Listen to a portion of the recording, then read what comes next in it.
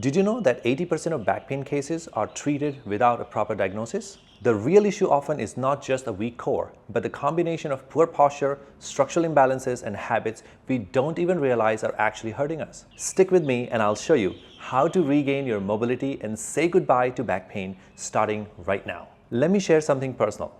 As I was teaching yoga, I always felt my body was strong and balanced. But one day, while coming out of the wheel pose, I heard a sharp click on my back. You might as well have felt something like that when you picked up a heavy object the wrong way. I felt a little uncomfortable all day, but that discomfort quickly turned into the pain the next morning. At first, I ignored it like many of us do and kept teaching. But over time, even tying my shoelaces became a struggle. I realized that years of teaching and demonstrating yoga, probably favoring one side, had created serious imbalances in my body. And I'm not blaming yoga for this, but I wasn't prioritizing alignment or strengthening where it mattered the most, and it snagged me.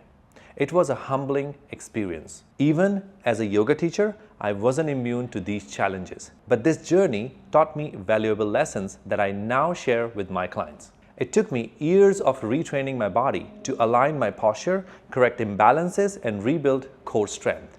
But all that was worth it because now I live pain-free. I want to share with you what I've learned so you don't have to go through the same struggle. What I learned during my recovery is that back pain doesn't happen overnight. It's often the result of imbalances, weak muscles, and compensatory patterns that build up over time. And when you are in pain, the first thing that shuts down is your core.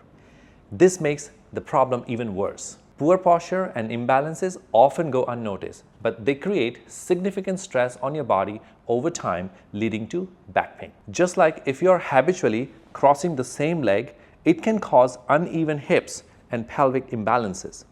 Similarly, if you're most comfortable sleeping on your side, this can weaken one side of your shoulder and hips, creating asymmetry. Sitting too long, especially on a low chair, can push your pelvis back and weaken the muscles supporting your spine. But the most significant asymmetry develops when you repeatedly twist your body or lean on one side, either at your desk or on the coat. This can put uneven pressure on the spine, shoulder, and neck. In my practice, I've found that most clients suffering from back pain have previously experienced an ankle or knee injury that can favor one side while walking. This imbalance may contribute to friction in the vertebral column and irritation in the soft tissues around the spine, potentially leading to the constant stiffness or pain in the back. The good news is that these habits can be corrected, and I'll show you how. Hello, I'm Dr. Abhishek. For over 2 decades, I've helped individuals improve postures, reduce pain, and lead active, fulfilling lives. From my own experience with back pain, I've learned that core strength is not the only factor in recovery.